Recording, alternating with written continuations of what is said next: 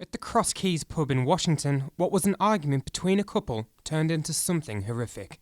22-year-old Darryl Moor is seen here arguing with his girlfriend Rayna Holden, and in terror she tries to hide under a table to get away from Darryl. Taking her chance to get away, Rayna runs, only for Darryl to chase her and eventually beat her unconscious and leave her for dead. The rest of the CCTV footage is too graphic to show. Darryl received just a 12-month sentence after being convicted of assault, but that sentence is far too short. That's according to Women in Need, the place Rayna sought refuge in the months following the attack.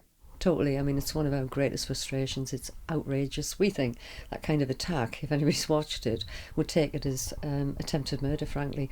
And then not to call for help, for his friend not to call for help, and to leave her lying in a dark car park for 10 minutes on a freezing cold November night, and it's pure fluke that some passers-by saw her. She could have been killed. She might not have made it. So do I think that he got the appropriate sentence? Absolutely not. As far as I can gather, he's out now. He's only served less than half of that sentence, and I don't think this is what the public wants. It's a massive source of frustration to us. And women get criticised. People say, well, why didn't you prosecute? Why didn't you take him to court? And you think, well, this is why. Because is it worth it? To watch him get a minor slap on the wrist, effectively. So no, the sentence is wrong. I mean, the fear's worse. There's no sense, oh, I feel safer now because he's been locked up, and I feel safer because he's been punished. Instead, it's like, God, he only got a few months and now he's out. I wish I hadn't done it.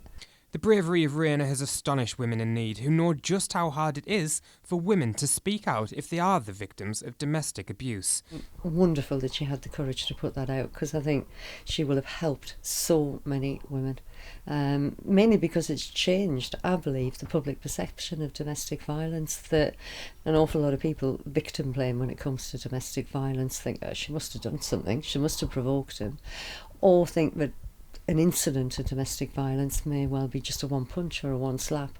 And I think for an awful lot of people, for the first time, they've seen in all its horrific brutality just how sustained, deliberate and intentional an attack can be. And the bravery of Rayna in allowing the CCTV footage to be shown, it's hoped will encourage more women to come forward and report domestic abuse.